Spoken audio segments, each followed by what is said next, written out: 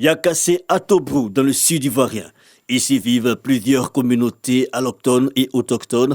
L'harmonie sociale est une préoccupation notamment pour celles issues du Grand Ouest ivoirien. Et justement, l'Agoya, l'association des ressortissants du Grand Ouest vivant à Yakassé à Tobrou, reçoit l'ONG Lune d'Afrique Côte d'Ivoire. L'organisation amorce ici sa caravane intitulée Mieux vivre ensemble, dédiée à la réconciliation nationale. C'est la réconciliation de chaque famille qui va devenir la réconciliation nationale. Vous avez un rôle important. Prenez conscience de votre rôle et jouez-le pleinement.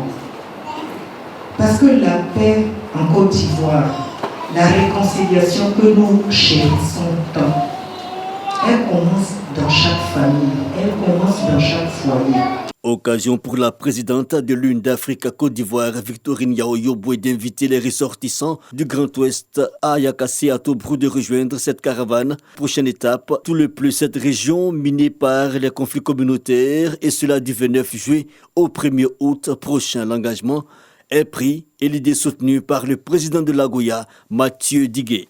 Ce thème de cette conférence, le rôle d'une mère dans la réconciliation nationale, nous avons épousé ce thème parce que quand il y a un conflit dans un pays, la première victime, c'est la mère. Si elle est à l'origine de la réconciliation, nous pensons que ça serait une réconciliation sincère et vraie parce qu'elle sait, elle est maîtrise dans sa chair. Et c'est pourquoi nous avons voulu que nos moments de Yakassé, nos moments de Argoya soient à l'origine de cette réconciliation.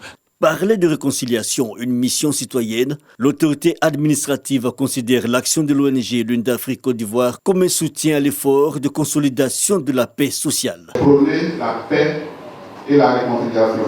J'ai décidé d'aller dans tous les villages. Là-bas, j'ai parlé de paix, de développement et de réconciliation. Voilà quelqu'un qui vient aujourd'hui m'aider